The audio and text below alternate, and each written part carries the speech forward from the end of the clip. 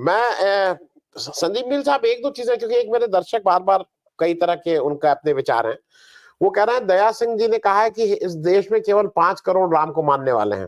देखिए, यही दिक्कत क्या है कि आप लोग फैक्ट को तोड़ते मरोड़ते हैं। उन्होंने कहा है कि 5 करोड़ लोग इसको शगुफा बनाए हुए हैं, इसका मजाक बनाए हुए हैं। इस देश के 140 करोड़ लोग राम को मानते हैं।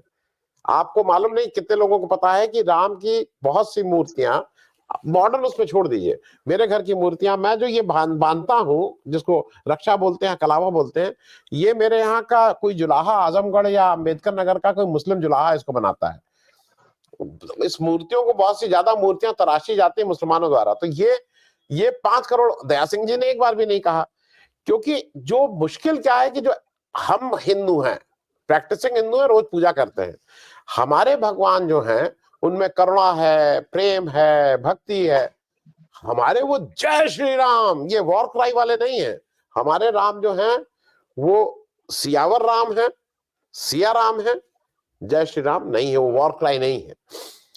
मैं संदीप मिल साहब, दो चीजें जरा समझ लूं। मैं जितने लोगों से मिला हूं, और खास करके इस पट्टी की बात कर रहा हूं जहां मैं रहता हूं, अयोध्या और ये हिंदी पट्टी, उसमें मंदिर बनने से ज्यादा खुशी इस बात की है कि बाबरी मस्जिद क्यों तोड़ के बनाया जा रहा है मंदिर। खुशी इस बात की जो की है। मंदिर तो अक्षरधाम भी बना था, कितने लोग देखने गए थे, बहुत बड़ा सुंदर मंदिर उस समय बना था। बहुत से मंदिर बनते हैं, इससे मतलब बड़े मंदिर, इस्कॉन के तो बहुत ही सुंदर मंदिर बनते हैं। मूल मुद्दा यह है कि मस्जिद तोड़कर मंदिर बना, ये जो नफरत वाली बात है, इसको पुश करती है बीजेपी। दक्षिण में इसका असर नहीं है। दक्षिण जबकि व्यवहारिक रूप में हम लोगों से ज्यादा धार्मिक है, रिचुअल के मामले में वो मैं जरा डॉक्टर संदीप मिल, ये क्या दिक्कत है? ये क्या नफरत की नींव पे खड़ा हुआ समाज को लग रहा है कि नहीं नहीं बहुत अच्छा है, क्योंकि एक मस्जिद तोड़ी गई, उसके ऊपर मंदिर बनाया गया, इसलिए ये यूफोरिया हो रहा है? या हम हिंदूमय, अरे हम राममय हो रहे हैं? क्या है आपके हिसाब से? आनंद जी, ये राम मंदिर में के बनने की जो बात है, वो मेरे से पहले वक्ता बता चुके हैं कि सुप्रीम कोर्ट के आदेश से बन रहा है। राम मंदिर बनने की खुशी कोई भारतीय जनता में नहीं है। उनके तो अपनी रोटी छीन जाने का दुख है, गम है, जो पिछले 10 सालों में छीनी गई है। ये कुछ बुद्धिजीवी हैं जो पक्ष विपक्ष में इसके सारा विमर्श खड़ा करके राम को बीजेपी की झोली में ही डाल देना चाहते हैं, और गोदी मीडिया है। एक्चुअली मैं जब देखता हूं सारे परिदृश्य को, तो कुछ चीजें बहुत साफ दिखती हैं, और वो चीजें हैं कि भारतीय समाज, उत्तर भारत का समाज विशेषकर, अभी एक टकराहट की स्थिति में है। समाज में बहुत गहरी टकराहटें हैं। पहली टकराहट तो ये है कि मर्यादा पुरुषोत्तम राम, जो मर्यादाओं के लिए जानने जाते थे, जिनके कुछ मूल्य थे, जिनकी अपनी नैतिकता थी, उसके आधार पर उसके राजनीतिक वारिस वो लोग कैसे हो सकते हैं जिनकी कोई मर्यादाएं नहीं है, विशेषकर बीजेपी और आरएसएस। क्योंकि पिछले 10 सालों में हमने देखा है, चाहे दलित हो, पिछड़े हो, महिला पहलवान हो, किसान हो, किसी भी संवेदनशील मसले पे भारतीय जनता पार्टी ने एक लोकतांत्रिक शासन के मर्यादा को निभाया नहीं है। तो कैसे ये टकराहट लोगों को नहीं दिखाई दे रही कि एक मर्यादा निभाने वाले व्यक्ति के वारिस मर्यादा तोड़ने वाले नहीं हो सकते? ये बहुत साफ बात है, जनता इसको समझ रही है। मैं जो बात कह रहा हूं वो बहुत जनता के बीच रहता हुआ, हजार तरह के लोगों से मिलता जुलता हुआ कह रहा हूं। दूसरे जो बड़ी टकराहट है, वो टकराहट है लोक के राम में और आरएसएस के राम में। देखिए, जो आप 5 करोड़ की बात कर रहे थे, इस देश के लोक में एक राम है, वो कबीर का, नानक का, रैदास का, मीरा का, सबका एक ऐसा नाम है जो घट घट में है। तो जो लोक का राम है, वो राम जो है, वो राम संवेदनशील है, वो राम समावेशी राम है, वो राम एक तरह से सत्ता से दूर रहने वाला राम है, वो झूठ प्रपंच इस तरह के कामों से दूर रहता है। तो आरएसएस का राम जो पूरी तरह से वो नफरत के आधार पे जिसको रचा है, इन दोनों के बीच में गहरी टकराहट है। और मैं ये कतई नहीं मान सकता इन वोटों की गिनती से कि भारतीय समाज ने आरएसएस के राम को स्वीकार कर लिया है। मैं अभी भी मानता हूं कि यहाँ का लोक का राम बहुत ताकतवर है। आप आश्चर्य करेंगे कि आरएसएस के राम से आप सवाल नहीं पूछ सकते। क्यों नहीं पूछ सकते? क्योंकि आरएसएस का चरित्र नहीं है सवाल जवाब का। लोक के राम से आप सवाल भी कर सकते हैं, लोक के राम से आप मजाक भी कर सकते हैं, उसके आप गीत भी गा सकते हैं। तो लोक का राम बहुत उदार है, आरएसएस का राम बहुत कठोर है। इसीलिए एक चीज बहुत सामाजिक राजनीतिक एक तथ्य के रूप में कहा जा सकता है कि भारतीय जनता पार्टी ने राम मंदिर का जब से मुद्दा बनाया और सुप्रीम कोर्ट के आदेश से जब से राम मंदिर बना और अभी जो राम मंदिर के उद्घाटन को लेकर जो किया जा रहा है, इन सब के बीच में राम के प्रति किसी के प्रेम का जो दिखावे का प्रेम था उसका भंडाफोड़ हुआ है। तो आरएसएस और बीजेपी के राम के प्रति जो झूठा प्रेम था उसका भंडाफोड़ हुआ है। जनता को साफ समझ में आ गया कि क्या हमारा राम इतना छोटा हो सकता है कि जिसको लोकसभा चुनाव जीताने के लिए सारे मंदिर को पूरा होने से पहले हड़बड़ी में ये सब किया जा सके। लोक का राम इतना छोटा नहीं हो सकता। इसलिए लोग इससे नहीं जुड़ रहे हैं। एक जो और बड़ी टकराहट बताऊंगा, वो टकराहट ये है कि कॉरपोरेट धर्म और राजनीति का जो ये गठबंधन काम कर रहा है, उस गठबंधन में जिस तरीके की जो संस्कृति निर्मित हो रही है उसको भी भारतीय समाज स्वीकार नहीं कर रहा। मसलन साधु की भारतीय समाज में जो अवधारणा है और एक कॉरपोरेट कंपनी के भगवा वस्त्र रंगवा के पहन लेने वाले लड़के लड़कियां जो पर्चा बांटते हैं, तो इसमें बहुत टकराहट है। इसमें साधु की जो अवधारणा परंपरागत है और भारतीय अवधारणा है और एक आरएसएस की अवधारणा है।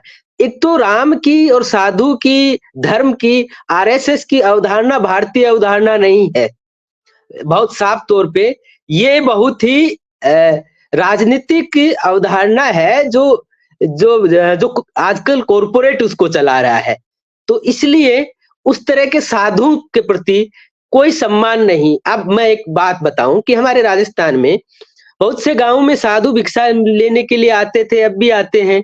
अलग अलग पंथों के, अलग अलग स्वभाव के वो आते हैं और अपनी जो अलग उनको जगानी है वो जगाते हैं, जिसको भिक्षा देनी होती है वो दे देते हैं। लेकिन ये कौन सा साधु हुआ जो 500 रुपए दिन का लेता हो, 1000 रुपए दिन का लेता हो और घर घर पर्चा बांटता हो? ये साधु का अपमान है। ये भारतीय परंपरा, साधु की जो भारतीय परंपरा है संतों की, उसका अपमान है। इसमें एक बड़ा लेख मैं सोच रहा हूं कि कभी तैयार करना चाहिए। ये सब टकराहटें हैं। एक जो मोटी टकराहट है वो टकराहट ये है, वो है भारतीय जनता पार्टी और विशेष रूप से आरएसएस के अंदर की टकराहट। आरएसएस के अंदर विश्व हिंदू परिषद, बीजेपी और जो इतने सारे विंग थे जिनके आधार पे आरएसएस को हमेशा लगता है कि मेरी ये ताकत है और ये हमेशा संगठित रहेंगे, उनमें राम के इस जो पूरा कार्यक्रम हो रहा है इसकी राजनीतिक लाभ लेने के लिए एक प्रतिस्पर्धा लगी हुई है। वो प्रतिस्पर्धा बहुत बाहर आपको नहीं दिखाई देगी, वो प्रतिस्पर्धा नेतृत्व के रूप में है और ये बीजेपी के नेतृत्व के रूप में भी है कि स्टेज पे कौन बैठेगा, मूर्ति के पहले कौन हाथ लगाएगा। तो लोक का जो राम था वो अनिल सिन्हा जी जो बता रहे थे मार्क्सवादी व्याख्या, तो बहुत एक तरह से दुख में, संताप में, उत्पीड़न में लोगों को एक अमूर्त किस्म की शांति देने वाला सा, एक संतोष देने वाला राम था। भारतीय जनता पार्टी और आरएसएस का राम राजनीतिक रोटियां सेकने वाला राम है। तो राजनीतिक रोटियां राम के नाम पे अब नहीं सेकी जा सकती, क्योंकि भारतीय जनमानस ने राम को लेकर भारतीय जनता पार्टी का जो पूरा सफर है, उसकी जो छद्मता है, उसके जो पाखंड है, उसमें जो निहित स्वार्थ है, वो देखे हैं। और जो मैं अपनी बात को कंक्लूड करते हुए बढ़ रहा हूं, जो आप एक बात कह रहे हैं इंडिया गठबंधन को आमंत्रित करने की, और ये सब बात और उसमें रणनीति बता रहे हैं, यहां भी एक टकराहट है कि ऐसा राम नहीं हो सकता जो राम किसी को बुलाने के बहाने अपमान करने की साजिश से बुलावा दे रहे हो किसी राजनीतिक दल को। ये राम के चरित्र का हिस्सा नहीं है कि राजनीतिक पार्टियों को आप साफ मन से नहीं बुला रहे हैं या अपमान करने के या किसी भी दुर्भाव की वजह से बुला रहे हैं। ये उसके राम के चरित्र का हिस्सा नहीं है। इंडिया गठबंधन को क्या करना चाहिए, ये विचित्र किस्म है की बात है। इंडिया गठबंधन बहुत कंफ्यूज है कई मामलों में। उसको जो करना चाहिए वो नहीं करता है, और जो नहीं करना चाहिए वो कर लेता है। एक तो उसके जितने नेता हैं सबके दिमाग में एक आइडिया ऑफ है ना, सेव नेशन है करके है कि देश को कैसे बचाएं, इसका आइडिया सबके पास है, और सबके पास इतना अलग अलग है और इतना अव्यवहारिक है। तो खैर वो इंडिया गठबंधन की अपनी समस्या है। उनको सिंपल से, ये बहुत सहजता का काम है, और सिर्फ बीजेपी के 10 साल के काम और राम के जीवन की तुलना कर लीजिए, और ये इंडिया गठबंधन को करना चाहिए कि बीजेपी ने ये 10 साल में किए हैं और ये राम है, और ये राम का जीवन है जो भारत का लोग जानता है। क्या इसमें कोई समानता है? क्या आपको लगता है कि ये लोग राम के जो चरित्र है उसके हिसाब से जीवन जीने वाले हैं? तो इसी से आधा काम तो हो जाएगा, कुछ करने की जरूरत ही नहीं है बहुत। तीसरी जो मेरी अंतिम बात है वो ये है कि जिस तरीके से कॉरपोरेट इस तरह के धार्मिक कामों को ये आज से नहीं हो रहा है, ये लगभग 20-25 सालों से हो रहा है। कॉरपोरेट एक संगठित रूप से धार्मिक आयोजन करता रहा है, और वो धार्मिक आयोजन इतने विद्वेषपूर्ण होते रहे हैं। तो ये जो टकराहट है वो टकराहट है भारत के संवैधानिक मूल्यों बनाम कॉरपोरेट के धार्मिक मूल्यों को। ये कोई भारत के धर्म के मूल्य नहीं है, ये भारत के ना परंपरा के मूल्य हैं, ना भारत के लोग के मूल्य हैं, ये कॉरपोरेट के हैं। तो इसके पीछे का सच भी हमें जनता को बताना चाहिए कि आखिर कॉरपोरेट का क्या हित है। वो कौन सी ट्रेनें होंगी, वो ट्रेनें किस अडानी अंबानी की होंगी, वहां कैंटीन के ठेके कौन चलाएंगे, वहां किस कंपनी को क्या मिला, ये सारा जो पूरा व्यापारीकरण है वो उस राम के नाम पे, जो राम मतलब जंगलों में रहा, जो राम त्याग के लिए जाना जाता था, उस राम का व्यापारीकरण किया है, इसका खुलासा होना चाहिए। और ये जो आखिरी टकराहट है, जो सबसे मजबूत टकराहट है, जो संवैधानिक मूल्यों और ये जो सांप्रदायिक धार्मिक मूल्यों, एक तो भारतीय जनता पार्टी धर्म की जो है ना अगुवा नहीं है, वो सांप्रदायिक और नफरत के धर्म की अगुवा है। तो भूल कर भी या जानबूझ के भी सारा धर्म उसके हवाले नहीं करना चाहिए, ना विपक्ष को ना बुद्धिजीवियों का, उनको धर्म से बहुत ज्यादा लेना देना नहीं है, उतना ही होता है जितना वो अपनी कुर्सी बचाने के लिए पर्याप्त समझते हैं। शुक्रिया। मिल जी, एक बहुत अंतिम एक छोटी टिप्पणी। मैं अभी उदयपुर से आया हूँ, और मैं उदयपुर पहले नहीं गया था। मेवाड़ में एक दूसरा राजस्थान देखा, उदयपुर भीलवाड़ा, मतलब वो जब आप वहां जाइए तो आपको एक दूसरा राजस्थान, जहाँ धर्म की कोई बात ही नहीं होती है, जहाँ पे एक महाराणा प्रताप का आपको एक रूप मिलता है जो एक सर्व जिसको कहते हैं ना सारे समाज को साथ लेके चलने का, लड़ने का। मैं सिर्फ एक चीज पूछ लूं, ऐसे राजस्थान में ये कन्हैया लाल कैसे चल गए भाई, हिंदू मुस्लिम कैसे चल गया, मुझे अभी भी नहीं समझ में आता है। आपका राजस्थान नहीं तो बहुत चला, ही सब नहीं चला आनंद जी, कन्हैया नहीं चला, हिंदू मुसलमान भी नहीं चला।